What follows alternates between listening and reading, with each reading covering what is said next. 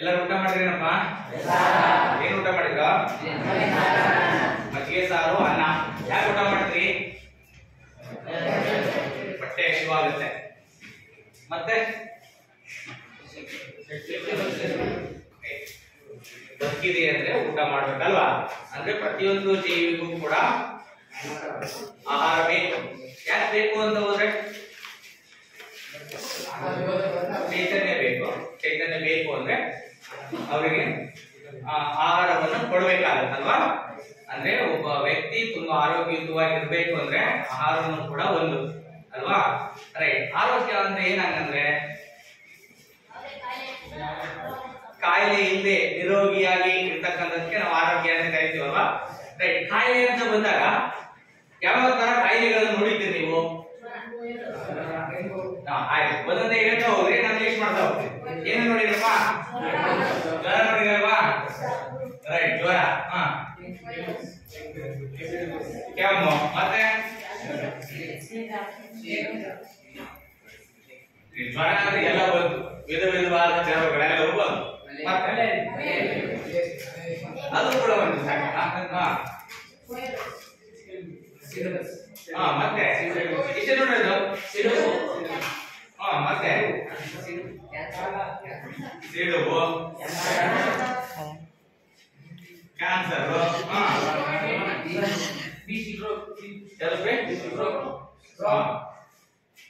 ಲಕ್ವ, stroke ಅಂತೀವಿ ಅಲ್ವಾ? Paralysis, stroke ಅಂತೀವಿ ಅಲ್ವಾ? ಮತ್ತೆ ಕಾಲರ, ಇನ್ನು ಬೇರೆ ಬೇರೆ ಅನೇಕ ವಿಧವಾದಂತಹ ಕಾಯಿಲೆಗಳನ್ನ ನಾವೆಲ್ಲ ನೋಡಿದೀವಲ್ವಾ? ರೈಟ್. ಈಗ ಕಾಯಿಲೆ ಎಂದರೆ ಬರ್ತದಪ್ಪ. ಮತ್ತೆ ಬಹಳ ಹೆಚ್ಚಾಗಿ ಬರೋದು ಯಾರಿಗಪ್ಪ ಅಂದ್ರೆ ಸೋಮಾರಿಗಳಿಗೆ ಬೇಗ ಕಾಯಿಲೆ ಬರ್ತದೆ. ಯಾರು ಭಾರಿ ಸೋಮಾರಿಗಳು ಇರ್ತಾರಲ್ಲ ಅವ್ರಿಗೆ ಬೇಗ ಕಾಯಿಲೆಗಳು ಬರ್ತವೆ. ಒಪ್ಕೊಳ್ತೀರಾ? ರೈಟ್. ಇದಕ್ಕೊಂದು ಕಥೆ ಹೇಳೋಣ. ರೈಟ್. ಒಂದ್ ಊರಾಗೆ ಒಬ್ಬ ಸೋಮಾರಿ ಇದ್ದಂತೆ.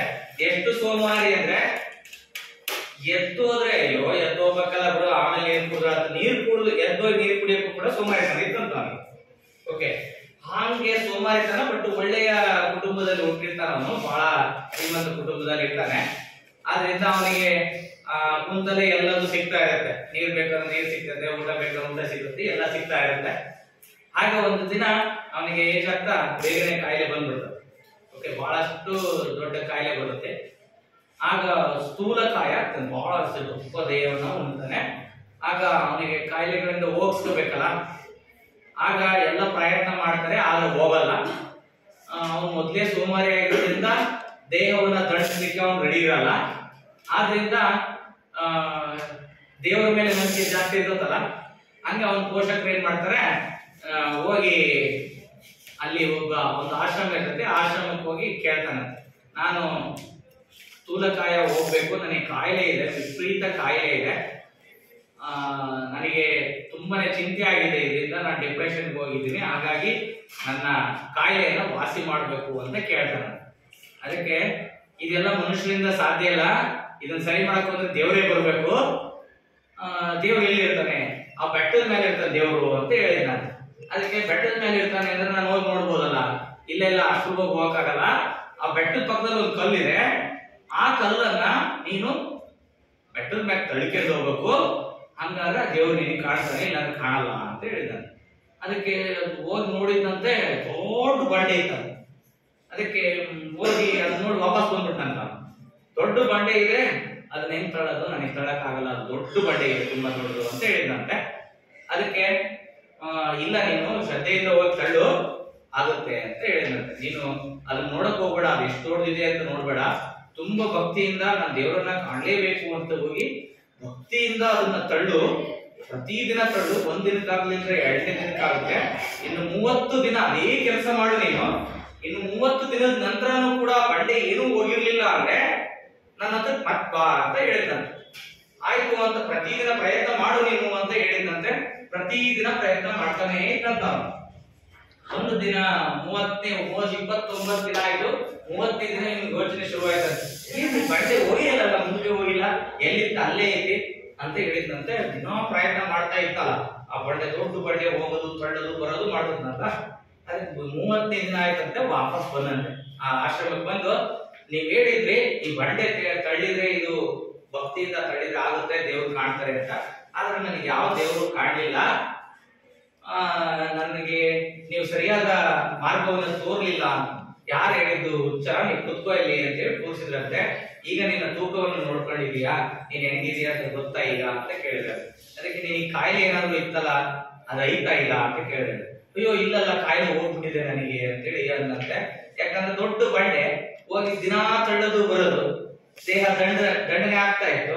ಅವನ್ ಕಾಯಿಲೆ ಅವನಿಗೆ ಗೊತ್ತಿಲ್ಲ ಹೋಗ್ಬಿಟ್ಟಿರ್ತದೆ, ಹೌದಾ? ದೇಹನು ಕೂಡ ಸಣ್ಣ ಆಗ್ಬಿಟ್ಟಿರ್ತದೆ.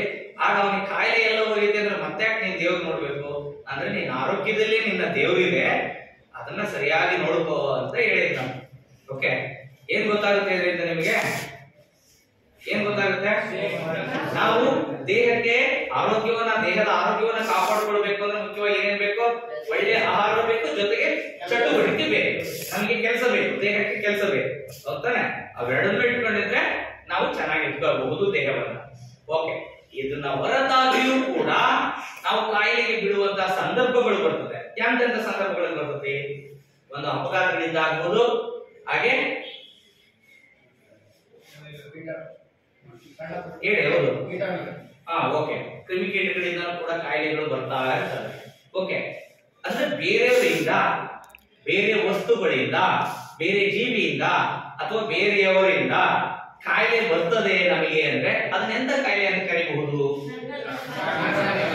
ಓಕೆ, ವೆರಿ ಗುಡ್, ನೀವು ಬಹಳ ಜಾಣರಿದ್ದೀರಿ. ಒಬ್ಬರಿಂದ ಮತ್ತೊಬ್ಬರಿಗೆ ಅಥವಾ ಒಂದರಿಂದ ಇನ್ನೊಂದಕ್ಕೆ ಕಾಯಿಲೆ ಏನಾದ್ರು ಹರಡುತ್ತಿತ್ತು ಅಂದ್ರೆ ಅದಕ್ಕೆ ನಾವೇನಂತ ಕರಿತೀವಪ್ಪ? ಸಾಂಕ್ರಾಮಿಕ ಕಾಯಿಲೆ ಅಂತ ಕರಿತೀವಿ. ಓಕೆ, ಸಾಂಕ್ರಾಮಿಕ ರೋಗಗಳು ಅಂದ್ರೆ ಏನಾಗದ್ರೆ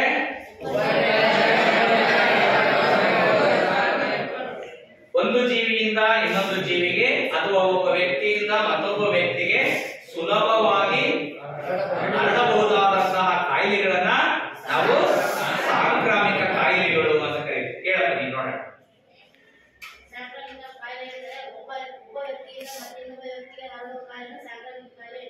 ವೆರಿ ಗುಡ್. ಓಕೆ, ಈಗ ಗೊತ್ತಾಯ್ತಲ್ವಾ ಎಲ್ರಿಗೂ? ರೈಟ್, ನೀನ್ ಇದ್ರ ನಾನು ಕೇಳಿಲ್ಲ ಪ್ರಶ್ನೆನ.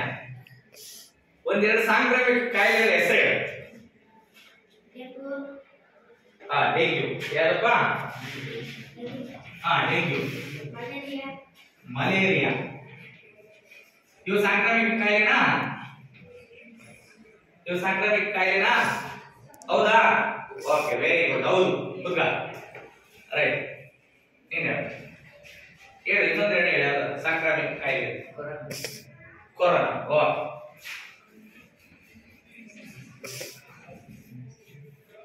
Okay, very good. ಇವೆಲ್ಲ ಸಾಂಕ್ರಾಮಿಕ ಕಾಯಿಲೆಗಳಲ್ಲ? ರೈಟ್. ಈಗ ಒಂದೊಂದೇ ಕಾಯಿಲೆಗಳನ್ನ ನೋಡೋಣ. ನೀನು ಹೇಳಿದ ಮಲೇರಿಯಾ ಅಂತ. ಈ ಮಲೇರಿಯಾ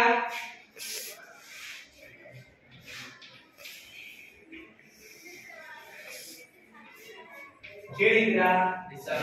ಯಾರ್ಯಾರ ಬಂದಿತ್ತಾ? ಮಲೇರಿಯಾ ಯಾರಿಗೂ ಬಂದಿಲ್ವಾ? Very good. ಅಂದ್ರೆ ನೀವೆಲ್ಲ ಬಹಳ ಆರೋಗ್ಯಕರವಾದಂತಹ ವ್ಯವಸ್ಥಿತವಾದಂತಹ ಪರಿಸರದಲ್ಲಿ ಬದುಕಿದಿರಿ ಅಂತ ಆಯ್ತು ಅಲ್ವಾ? ರೈಟ್. ಮಲೇರಿಯಾ ಗೊತ್ತಾಯ್ತು, ಕೇಳಿದ್ರಿ ಯಾವಾಗ್ಲೇ? ಯಾವ ಟೈಮಲ್ಲಿ ಬರುತ್ತೆ? ಯೂಶಲಿ ಇದು ಮಳೆಗಾಲ ಪ್ರಾರಂಭ ಆಗ್ತಕ್ಕಂತಹ ಸಂದರ್ಭದಲ್ಲಿ ಈ ಕಾಯಿಲೆಯನ್ನ ನಾವು ನೋಡ್ಬೋದು.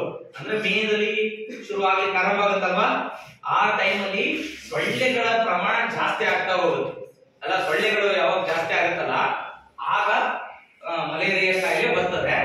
ಹೇಗಪ್ಪ, ಇದಕ್ಕೆ ಕಾರಣ ಏನು ಹಾಗಾದ್ರೆ?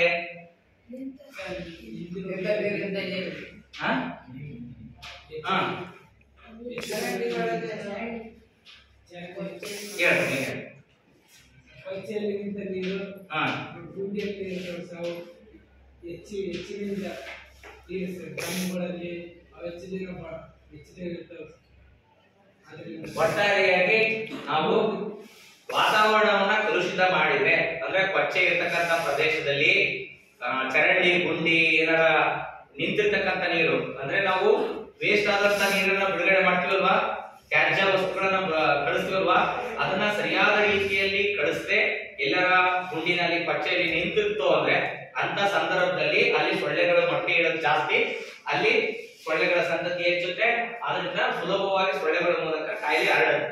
ಅಂತ ಕಾಯಿಲೆಗಳಲ್ಲಿ ಈ ಮಲೇರಿಯಾ ಕೂಡ ಒಂದು. ಈ ಮಲೇರಿಯಾ ಒಂದು ಸೊಳ್ಳೆ ಇದೆ, ಅದರ ಹೆಸರೇನು? ಏನು? ಅನಾಫಿಲಿಸ್ ಅಥವಾ ಎನಾಫಿಲಿಸ್ ಅಂತ ಕರೀತೀವಿ. ಹೆಣ್ಣು ಸೊಳ್ಳೆ ಇದು. ಈ ಎನಾಫಿಲಿಸ್ ಎಂತಕ್ಕಂತ ಒಂದು ಹೆಣ್ಣು ಸೊಳ್ಳೆ ಏನಾದ್ರೂ ಮಲೇರಿಯಾ ಬಂದಂತ ವ್ಯಕ್ತಿಗೆ ಕಚ್ಚಿಬಿಟ್ಟು ಆರೋಗ್ಯಯುತವಾದಂತಹ ವ್ಯಕ್ತಿಗೆ ಕಚ್ಚಿದ್ರೆ, ಓಕೆ, ಸಪೋಸ್ ನನಗೆ ಮಲೇರಿಯಾ ಬಂದಿದೆ, ನನಗೆ ಕಚ್ಚಿತ್ತು ಸೊಳ್ಳೆ, ನಂತರ ಹೋಗಿ ಭಾರತಕ್ಕೆ ಕಚ್ಚಿತ್ತು, ಆಗ ಭಾರತಕ್ಕೂ ಬರ್ತದೆ. ಅರ್ಥ ಆಗುತ್ತಾ? ಈ ಮಲೇರಿಯಾ ಹರಡ್ತಕ್ಕಂಥ ಸೊಳ್ಳೆ ಯಾವ್ದಾಗಾರೆ ಎನಾಫಿಲಿಸ್ ಅಂತಕ್ಕಂತಹ ಒಂದು ಹೆಣ್ಣು ಸೊಳ್ಳೆ.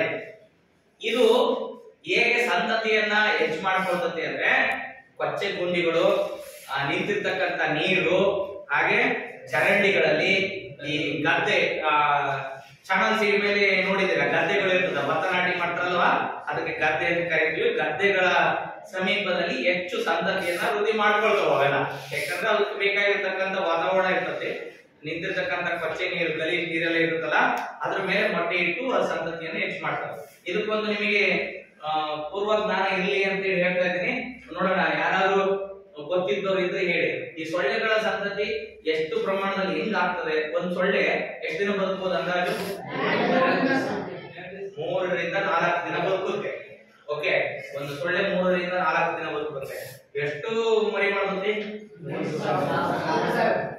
ಕನಿಷ್ಠ 1,000 ರಿಂದ 3,000 ಮರಿ ಮಾಡುತ್ತೆ, ಮೊಟ್ಟೆ ಇಡುತ್ತೆ. ಓಕೆ, ಅಂದ್ರೆ ಹಾಗಾಗಿ ಸೊಳ್ಳೆಗಳ ಸಂತತಿ ಯಾಕೆ ದಿಢೀರನೆ ಹೆಚ್ಚುತ್ತೆ, ದಿಢೀರನೆ ಕುಂಠಿತ ಆಗುತ್ತೆ ಅಂದ್ರೆ ಅದೇ ಕಾರಣ. ಓಕೆ, ಒಂದ್ ಸೊಳ್ಳೆ ಸುಮಾರು 1,000 ರಿಂದ 3,000 ತನ್ನ ಸಂತತಿಯನ್ನು ವೃದ್ಧಿ ಮಾಡುತ್ತೆ ಅದು ಜೀವಿತಾವಧಿಯಲ್ಲಿ. ಹಾಗಾಗಿ ಸೊಳ್ಳೆಗಳ ಸಂತತಿ ಹೆಚ್ಚುತ್ತೆ. ಅದರಲ್ಲಿ ಒಂದು ಸೊಳ್ಳೆ ಎನಾಫಿಲಿಸ್ ಅಂತಕ್ಕಂಥ ಸೊಳ್ಳೆ.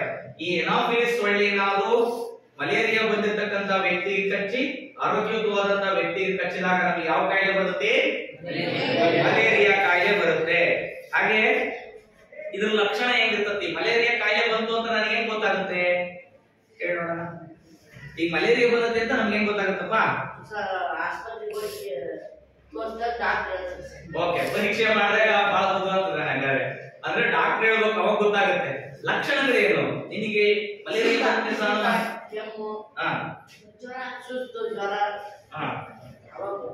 ನಮಗೆ ಜ್ವರ ಬಂದಿದ್ರೆ ಪದೇ ಪದೇ ಬಿಟ್ಟು ಜ್ವರ ಬರ್ತಾ ಇತ್ತು ಪ್ರತಿ ದಿನ ಅಂದ್ರೆ ಬಿಟ್ಟು ಜ್ವರ ಬರ್ತಾ ಇತ್ತು, ಚಳಿ ಆಗ್ತಾ ಇತ್ತು ಅಂದ್ರೆ ನಾವು ಈ ಮಲೇರಿಯಾ ಲಕ್ಷಣ ಇದೆ ಅಂತ ಅನ್ಕೋಬೇಕಾಗುತ್ತೆ. ಓಕೆ, ನಮಗೆ ಬಿಟ್ಟು ಏನಾದ್ರು ಜ್ವರ ಬರ್ತಾ ಇತ್ತು ಅಥವಾ ಚಳಿ ಆಗುವಂತಹ ಅನುಭವ ಆಗ್ತಾ ಇತ್ತು ಅಂದ್ರೆ ನಾವು ಮಲೇರಿಯಾ ಪರೀಕ್ಷೆಯನ್ನ ಮಾಡಿಸ್ಬೇಕಾಗುತ್ತೆ. ಓಕೆನಾ? ಹಾಗೆ ನಡುಕ ಬರೋದು, ಅವಾಗ ಬೆವರ್ತಾ ಇರೋದು, ಆದ್ರೂ ಕೂಡ ಹುಷಾರಾಗದೆ ಮತ್ತೆ ಬಿಟ್ಟು ಜ್ವರ ಬರ್ತಾ ಇರೋದು ಆಗಿತ್ತು ಅಂದ್ರೆ ನಾವೇನ್ ಮಾಡ್ಬೇಕು? ಮಲೇರಿಯಾ ಪರೀಕ್ಷೆಯನ್ನ ಮಾಡಿಸ್ಬೇಕಾಗುತ್ತೆ. ಓಕೆ, ಅದ್ರ ಲಕ್ಷಣಗಳು. ನಂತರ ಹೆಂಗ ಹರಡುತ್ತೆ ಅಂದ್ರೆ ಈ ಎನಾಫಿಲಿಸ್ ಅಂತಕ್ಕಂತ ಹೆಣ್ಣು ಸೊಳ್ಳೆ ಹರಡುತ್ತೆ. ಯಾವುದರಿಂದ ಮಲೇರಿಯಾ ಬರುತ್ತೆ? ಇದು ಹರಡುತ್ತೆ. ಇದು ಹರಡಿದಾಗ ಯಾವ ರೋಗಾಣುವಿನಿಂದ ಬರ್ತದೆ ಅಂತ ಏನಾದ್ರು ಗೊತ್ತಾ ನಿಮಗೆ? Right, very good. ಯಾವ್ದಪ್ಪ? ಪ್ಲಾಸ್ಮೋಡಿಯಂ.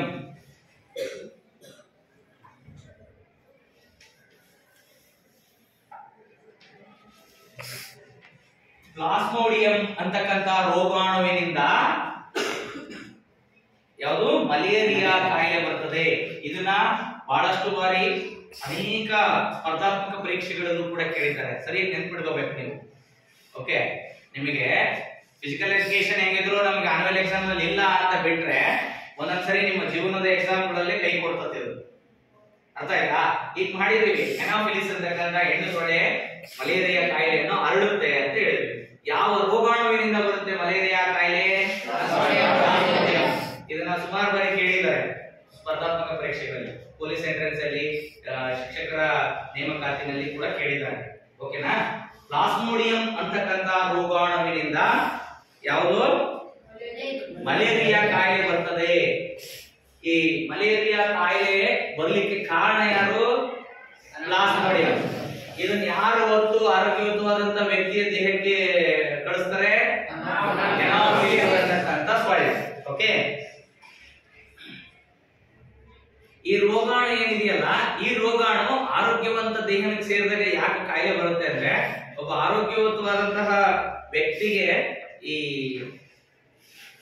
ಸೊಳ್ಳೆ ಕಚ್ಚುತ್ತು ಅಂದ್ರೆ ಅಲ್ಲಿ ಆ ರೋಗಾಣುವಿನ ಸಂಖ್ಯೆ ಹೆಚ್ಚುತ್ತಾ ಹೋಗುತ್ತೆ. ಆಗ ಅವನಿಗೆ ಅನಾರೋಗ್ಯ ಉಂಟಾಗುತ್ತೆ. ಓಕೆ, ಹಾಗಾದ್ರೆ ಇದಕ್ಕೆ ನಿಯಂತ್ರಣ ಮಾಡಲಿಕ್ಕೆ ಕ್ರಮಗಳಿಲ್ವಾ? ಮಾತಾಡಬೇಕಾ? ಇದಾವಲ್ವಾ? ಅಂದ್ರೆ ಪ್ರತಿಯೊಂದು ಒಂದು ಸಮಸ್ಯೆ ಏನಾದ್ರು ಇದೆ ಅಂದ್ರೆ ಒಂದು ಅರ್ಥ ಮಾಡ್ಕೊಳ್ಬೇಕು, ಜಗತ್ತಿನಲ್ಲಿ ಪರಿಹರಿಸದೇ ಇರುವಂತಹ ಸಮಸ್ಯೆ ಇಲ್ಲ ಅಲ್ವಾ? ಪ್ರತಿಯೊಂದಕ್ಕೂ ಪರಿಹಾರ ಅನ್ನೋದಿದೆ. ಈಗ ಮಲೇರಿಯಾ ಕಾಯಿಲೆ ಇದೆ, ಇದನ್ನ ನಾವು ನಿಯಂತ್ರಣ ಮಾಡಬೇಕು ಅಂದ್ರೆ ಇದಕ್ಕೂ ಒಂದು ಪರಿಹಾರ ಅನ್ನೋದು ಇರುತ್ತಲ್ವಾ? ರೈಟ್. ಯಾವ ಪರಿಹಾರಗಳನ್ನ ಮಾಡಬಹುದು ನೋಡೋಣ, ನಿಮ್ಮ ಹಂತದಲ್ಲಿ ಯೋಚನೆ ಮಾಡಿ ನೋಡೋಣ. ಯಾರು ಮಾಡ್ಬೋದಪ್ಪ? Very good. ಫಸ್ಟ್ ಒಂದು ಹೇಳ, ಏನು ಸೊಳ್ಳೆಗಳು ಕಚ್ಚಿಸ್ಕೋಬಾರದು ಅಂದ್ರೆ ಕಿಟಕಿಗೆಲ್ಲ ನಾವು ಜಾಲರಿ ಹಾಕಿ ಬಿಡೋದು ಅಲ್ವಾ? ಅಂದ್ರೆ ನಾವು ಸುರಕ್ಷತೆಯ ದೃಷ್ಟಿಯಿಂದ ನಮ್ಮ ಕಿಟಕಿ ಬಾಗಿಲುಗಳಿಗೆ ನಾವು ಸೊಳ್ಳೆ ಪರದೆಗಳನ್ನ ಜಾಲರಿಯನ್ನ ಹಾಕಬೇಕು. ಓಕೆ, ನೆಕ್ಸ್ಟ್ ಇನ್ನೊಂದು ಹೇಳಪ್ಪ ನೀವು. ಎಲ್ಲಿ? ನಮ್ಮ ಸುತ್ತಮುತ್ತಲೇ ಇರತಕ್ಕಂತ ವಾತಾವರಣಕ್ಕೆಲ್ಲ ಕ್ರಿಮಿನಾಶಕಗಳನ್ನ ಸಿಂಪರಣೆ ಮಾಡೋದ್ರಿಂದ ಸೊಳ್ಳೆಗಳ ಸಂತತಿ ಕಡಿಮೆ ಆಗುತ್ತೆ. ಓಕೆ, ಅಲ್ಲೆಲ್ಲ ಸೊಳ್ಳೆಗಳು ಏನಾದ್ರು ಬಟ್ಟೆ ಇಟ್ಟು ಮರಿ ಮಾಡ್ತಾ ಇತ್ತು ಅಂದ್ರೆ ಸೊಳ್ಳೆಗಳು ನಾಶ ಆಗುತ್ತೆ. ಆದ್ರಿಂದ ನಮಗೆ ಹರಡತಕ್ಕಂತಹ ವಾತಾವರಣ ಮುಕ್ತಿ ಆಗ್ತದೆ. ಓಕೆ, ಆದ್ರಿಂದ ನಮಗೆ ಕಾಯಿಲೆ ಬರೋದಿಲ್ಲ. ಓಕೆ, ಮತ್ತೆ ಇನ್ನೊಂದು ಹೇಳ ನೀನ್ ಹೇಳ.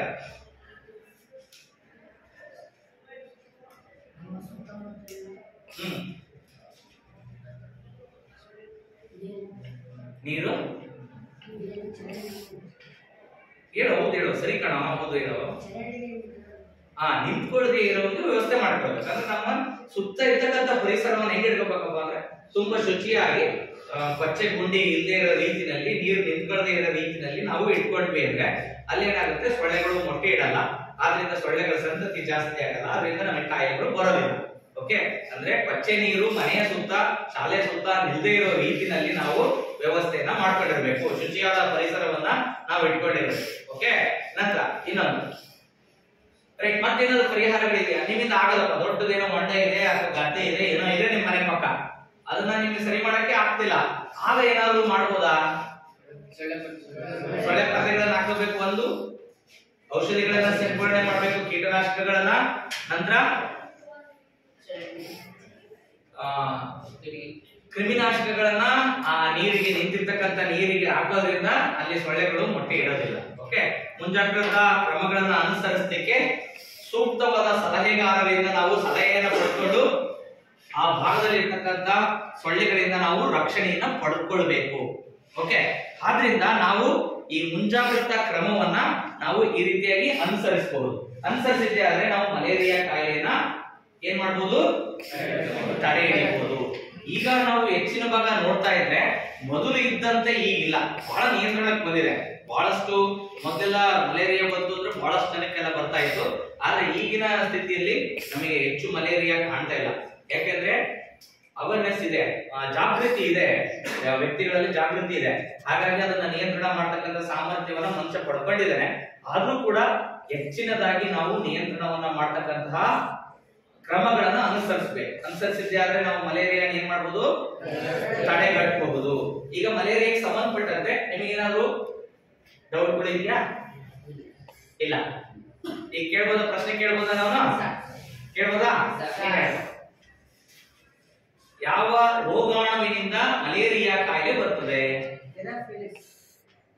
ಓಕೆ, ಕೈ ಎತ್ತಿ. ನಾನು ಕೇಳಿದ ಪ್ರಶ್ನೆ ಅರ್ಥ ಮಾಡ್ಕೊಳ್ಬೇಕು. ಯಾವುದು ಹರಡುತ್ತೆ ಅಂತ ಹೇಳಿದಾಗ ಎನಾಫಿಲಿಸ್ ಅಂತ ಹೇಳ್ಬೇಕು.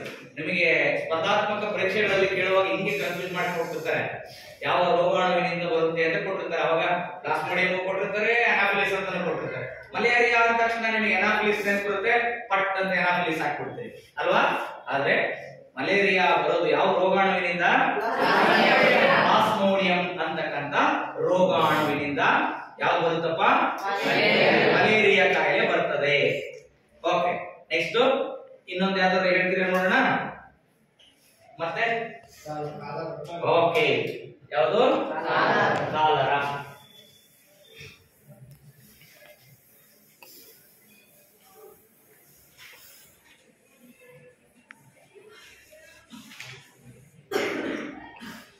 ಯಾವ್ದಪ್ಪ ಎರಡನೇದು? ಕಾಲರಾ.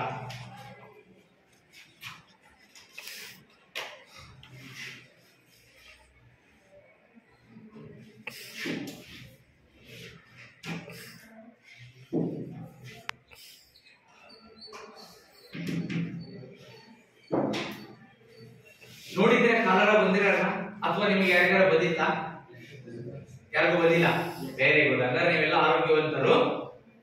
ನೋಡಿದ್ರೆ ಕಾಲರಾ ಬಂದವರಿಗೆ ನೋಡಿರ್ತೀರಿ, ಅದೇ ಕಾಲರಾ ಅಂತ ಗೊತ್ತಿರಲ್ಲ ನಿಮಗೆ ಅಲ್ವಾ?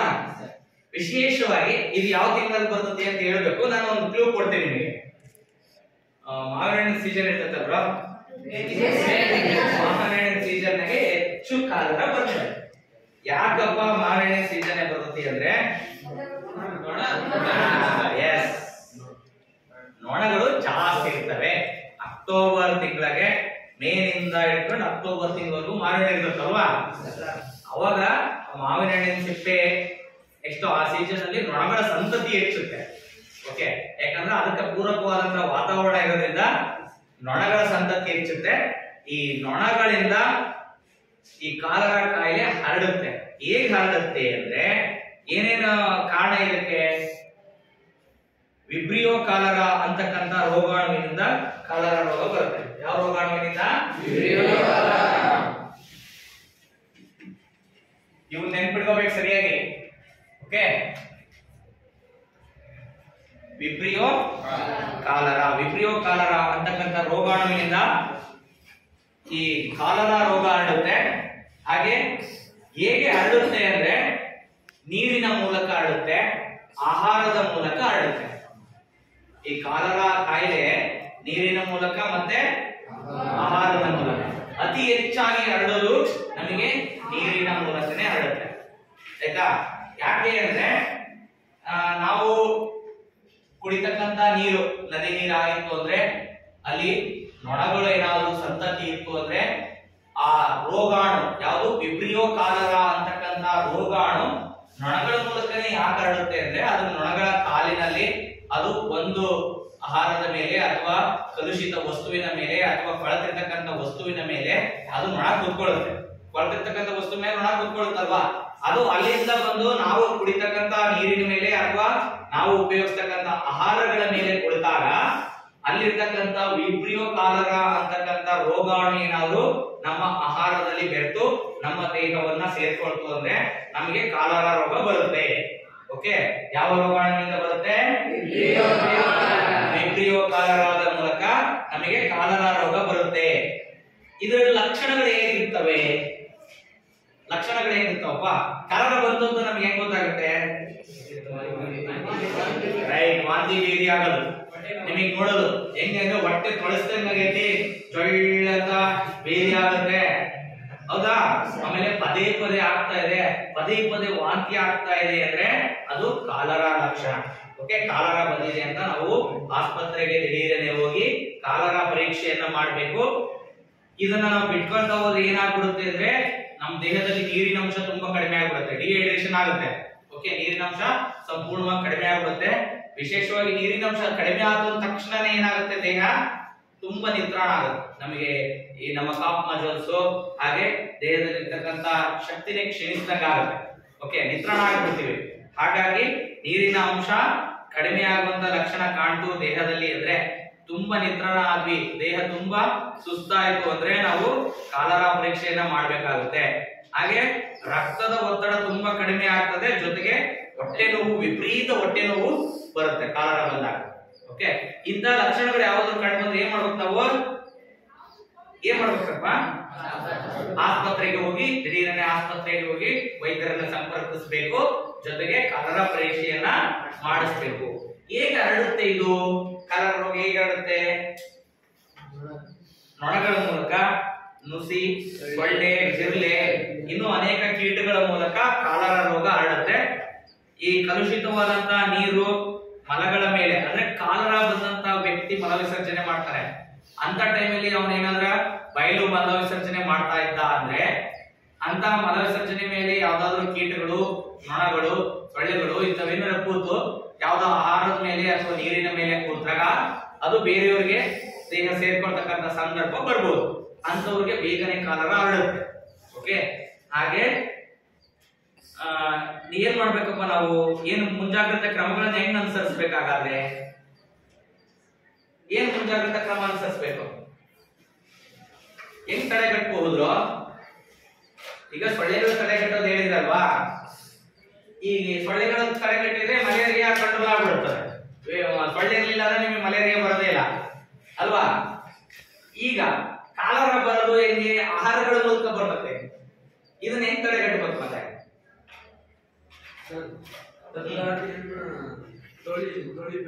ರೈಟ್, ಮತ್ತೆ ಆಹಾರವನ್ನು ನೋಡ್ಕೊಂಡು ಊಟ ಮಾಡಬೇಕು ಸರ್. Right, okay. ವಿಶೇಷವಾಗಿ ನಾವು ಏನೇನು ಮುಂಜಾಗ್ರತೆ ಕ್ರಮಗಳನ್ನ ಅನುಸರಿಸಬೇಕು ಅಂದ್ರೆ, ಕಾಲರ ಬರಬಾರ್ದಂದ್ರೆ ಆದಷ್ಟು ಬಿಸಿ ಬಿಸಿಯಾದಂತಹ ಆಹಾರಗಳನ್ನೇ ಸೇವನೆ ಮಾಡ್ಬೇಕು ನಾವು. ಓಕೆ, ಈಗ ಮಾಡಿಟ್ಟಿರೋದು ತುಂಬಾ ಹೊತ್ತಾಗಿರುವಂತಹ ಆಹಾರವನ್ನ ಸೇವನೆ ಮಾಡಿದಾಗ ನಮಗೆ ಕಾಯಿಲೆ ಬರುವಂತ ಸಾಧ್ಯತೆ ಇರ್ತದೆ. ಆದ್ರೆ ಬಿಸಿ ಬಿಸಿಯಾದಂತಹ ಆಹಾರವನ್ನ ಸೇವನೆ ಮಾಡಿದ್ರೆ ನಮಗೆ ಕಾಯಿಲೆ ಬರುವಂತಹ ಸಂದರ್ಭಗಳು ತೀರಾ ವಿರಳ. ಓಕೆ, ಹಾಗಾಗಿ ಬಿಸಿಯಾದಂತಹ ಆಹಾರಗಳನ್ನೇ ನಾವು ಸೇವನೆ ಮಾಡಬೇಕು. ಜೊತೆಗೆ ಒಂದು ವೇಳೆ ಯಾರಿಗಾದ್ರೂ ಕಾಲರ ಬಂದಿದೆ ಅಂದ್ರೆ ಅಂತ ರೋಗಿಯ ಬಟ್ಟೆಗಳನ್ನ ನಾವು ಕ್ರೆಸಾಲ್ ದ್ರಾವಣವನ್ನ ಹಾಕಿ, ಈಗೆಲ್ಲ ತುಂಬಾ ಒಳ್ಳೊಳ್ಳೆ ಡಿಟರ್ಜೆಂಟ್ಗಳು ಬಂದಿದೆ, ದ್ರಾವಣಗಳು ಸಿಗುತ್ತೆ ಈಗೆಲ್ಲ ಮಾರ್ಕೆಟ್ ಅಲ್ಲಿ. ನಿಮಗೆ ತುಂಬಾ ಕೆಮಿಕಲ್ಸ್ ಗಳು ಇರ್ತಕ್ಕಂತ ದ್ರಾವಣಗಳು ಸಿಗ್ತವೆ. ಅದನ್ನೆಲ್ಲ ತಗೊಂಡು ಹಾಕಿ ನೀವು ನೀಟಾಗಿ ಬಿಸಿ ನೀರಿನಿಂದ ತೊಳಿಬೇಕಾಗ್ತದೆ ಕಾಲರ ಬಂದಂತ ವ್ಯಕ್ತಿಯ ಬಟ್ಟೆಗಳನ್ನ. ಓಕೆ, ಹಾಗೆ ಅವರು ಕಾಲರ ಬಂದಿರತಕ್ಕಂತ ವ್ಯಕ್ತಿಗಳು ಎಲ್ಲೆಂದ್ರಲ್ಲೂ ಉಗಿಬಾರ್ದು, ಹೌದಾ? ಯಾಕಂದ್ರೆ ಅಲ್ಲಿ ರೋಗಾಣು ವಾತಾವರಣಕ್ಕೆ ಸೇರ್ಕೊಳ್ತಕ್ಕಂತಹ ಸಂದರ್ಭ ಇರ್ತದೆ. ಆದ್ರಿಂದ ಅವರಿಗೆ ವಿಶೇಷವಾದಂತಹ ಒಂದು ಜಾಗೃತಿಯನ್ನ ಮೂಡಿಸಬೇಕು. ಕಾಲರ ಬಂದಂತಹ ವ್ಯಕ್ತಿ ಹೇಗಿರ್ಬೇಕಪ್ಪ ಅಂದ್ರೆ ತುಂಬಾ ಸುರಕ್ಷಿತವಾಗಿ ವಾತಾವರಣವನ್ನ ಕಲುಷಿತ ಮಾಡದಂತೆ ಅವನು ಮುಂಜಾಗ್ರತೆಯನ್ನ ಕಾಲರ ಬಂದಿರುವವರು ಅನುಸರಿಸಬೇಕು. ಹಾಗಾದ್ರೆ ಬೇರೆಯವರಿಗೆ ಬರೋದಿಲ್ಲ. ಓಕೆ, ಅವ್ರು ಎಲ್ಲಂದ್ರಲ್ಲಿ ಮುಗಿಯೋದು, ಹಾಗೆ ವಾತಾವರಣವನ್ನ ಹಾಳು ಮಾಡೋದು, ಬಯಲು ಮಲ ವಿಸರ್ಜನೆಯನ್ನ ಮಾಡದೇ ಇರೋದು, ಈ ತರ ಅವ್ರು ಮುಂಜಾಗ್ರತಾ ಕ್ರಮಗಳನ್ನ ಅನುಸರಿಸಬೇಕು. ಇನ್ನ ಬಿಸಿ ನೀರನ್ನ ಆದಷ್ಟು ಕುದಿಸ್ಬಿಟ್ಟು ಕುಡಿತಕ್ಕಂತ ವ್ಯವಸ್ಥೆನ ಮಾಡಬೇಕು. ಬಿಸಿ ನೀರನ್ನ ಕುಡಿದ್ರೆ ನಮಗೆ ಅನೇಕ ಕಾಯಿಲೆಗಳಿಂದ ದೂರ ಇರಬಹುದು. ಪ್ರತಿದಿನ ಆರೋಗ್ಯವಂತರು ಕೂಡ ನಾವು ನೀವೆಲ್ಲರೂ ಕೂಡ ಏನ್ ಮಾಡ್ಬೇಕು, ಆದಷ್ಟು ಬಿಸಿ ನೀರನ್ನ ಕುಡಿಬೇಕು. ಬಿಸಿ ನೀರನ್ನ ಕುಡಿಯೋದ್ರಿಂದ ನಾವು ಅನೇಕ ಕಾಯಿಲೆಗಳಿಂದ ದೂರ ಇರಬಹುದು. ಅದರಲ್ಲಿ ಈ ಕಾಲರನು ಕೂಡ ಒಂದು. ಕಾಲರದಿಂದ ಕೂಡ ನಾವು ದೂರ ಇರಬಹುದು, ಕಾಲಾರಿಸಿದಂತ ನೀರನ್ನ ಕುಡಿಯೋದ್ರಿಂದ. ಇನ್ನ ಕಾಲರ ಬಂದಿದೆ, ತುಂಬಾ ನಿತ್ರಾಣ ಆಗಿದ್ದಾರೆ, ಡಿಹೈಡ್ರೇಷನ್ ಆಗಿದೆ, ನೀರಿನ ಅಂಶ ತುಂಬಾ ಕಡಿಮೆ ಆಗಿದೆ ಅಂತವ್ರು ಏನ್ ಮಾಡ್ಬೇಕು, ಆದಷ್ಟು ಎಳ್ನೀರು, ಎಲೆಕ್ಟ್ರಾಲು, ಹಾಗೆ ನಿಂಬೆಹಣ್ಣಿನ ರಸ, ನೀರ್ ಮಜ್ಜಿಗೆ, ಈ ತರ ನೀರಿನ ಅಂಶ ಹೆಚ್ಚತಕ್ಕಂತ ಆಹಾರಗಳನ್ನ, ದ್ರವ ರೂಪದ ಆಹಾರಗಳನ್ನ ಹೆಚ್ಚಾಗಿ ತೆಗೆದುಕೊಳ್ಳೋದ್ರ ಮೂಲಕ ನಾವು ಬೇಗನೆ ರಿಕವರ್ ಆಗ್ಬಹುದು, ಬೇಗನೆ ಸುಧಾರಿಸಿಕೊಳ್ಬಹುದು. ಓಕೆನಾ? ರೈಟ್. ಇದರಲ್ಲಿ ಏನಾದ್ರು ಡೌಟ್ ಇದೆಯಾ? ಏನಾದ್ರು ಡೌಟ್ ಇದೆಯಾ? Right, okay. ಕೇಳಬಹುದ ಪ್ರಶ್ನೆನ? ಕೇಳ. ಯಾವ ರೋಗಾಣುವಿನಿಂದ ಕಾಲರ ಬರುತ್ತಪ್ಪ? Vibrio cholera.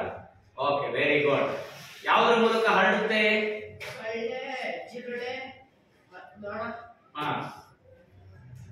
ಆಹಾರಗಳ ಮೂಲಕ. ಓಕೆ, ಆಹಾರ ಮತ್ತು ನೀರಿನ ಮೂಲಕ ನಮಗೆ ಈ ಕಾಯಿಲೆ ಬರ್ತದೆ. ಓಕೆ, ಕೂತು.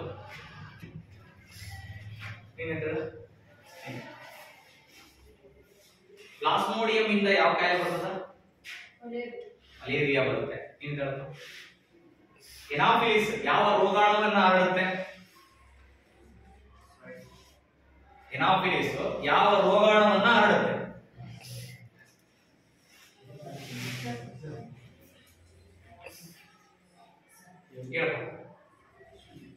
ಏನ್ ಹೇಳೋ?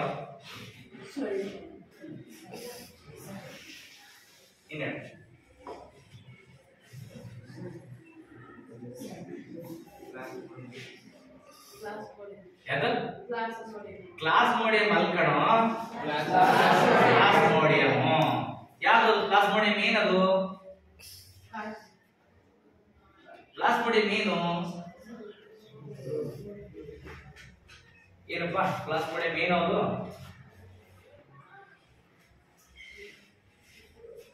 ಏನ ಏನ ಏನ ಮಲೇರಿಯಾ ಯಾವುದು? ಹೌದು, ಹೇಳುವ ಅದನ್ನ ತೆಗಿಬೇಕು, ಹೇಳುವ. Very good. ಮಲೇರಿಯಾ ಬರ್ಲಿಕ್ಕೆ ಕಾರಣ ಆಗುವಂತ ರೋಗಾಣು ಯಾವುದು? ಪ್ಲಾಸ್ಮೋಡಿಯಂ. ಪ್ಲಾಸ್ಮೋಡಿಯಂ ಅನ್ನ ಹರಡತಕ್ಕಂಥದ್ದು ಯಾವುದು? ಎನಾಫಿಲಿಸ್ ಇರ್ತಕ್ಕಂತಹ ಏಳು ಸೊಳ್ಳೆ. ಓಕೆ, ರೈಟ್, ಕೂತ್ಕೊಳ್ಳಿ.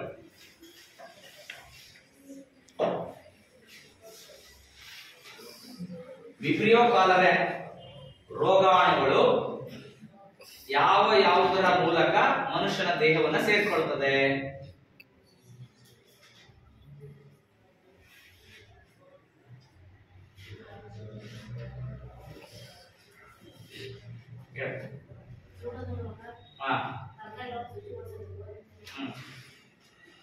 ಅಲ್ಲ, ನಾನು ಏನ್ ಮಾಡ್ಬೇಕು ಅಂತ ಕೇಳಿಲ್ಲ, ಯಾವುದ್ರ ಮೂಲಕ ಸೇರ್ಕೊಳ್ಳುತ್ತೆ ಅಂತ ಕೇಳಿದಷ್ಟೇ. ನೀವು ಮಲಮೂತ್ರಗಳನ್ನ ಏನ್ ಮಾಡ್ತೀಯ? ಅದೇನು ಸೇರ್ಕೊಳ್ಳುತ್ತೆ? ಆಹಾರದ ಮೂಲಕ, ನೀರಿನ ಮೂಲಕ. ಓಕೆ, ನಮ್ಮ ದೇಹಕ್ಕೆ ನಾವು ಆಹಾರವನ್ನ ಪ್ರತಿನಿತ್ಯ ತಪ್ಪದೇ ತೆಗೆದುಕೊಳ್ತೀವಿ. ಆಹಾರದ ಮೂಲಕನೂ ನಮ್ಮ ದೇಹವನ್ನು ಸೇರ್ತಕ್ಕಂತಹ ಸಂದರ್ಭ ಬರ್ತದೆ. ಜೊತೆಗೆ ನೀರನ್ನ ಪ್ರತಿನಿತ್ಯ ಕುಡಿತೀವಿ, ಹಾಗಾಗಿ ನೀರಿನ ಮೂಲಕನೂ ಕೂಡ ನಮ್ಮ ದೇಹವನ್ನು.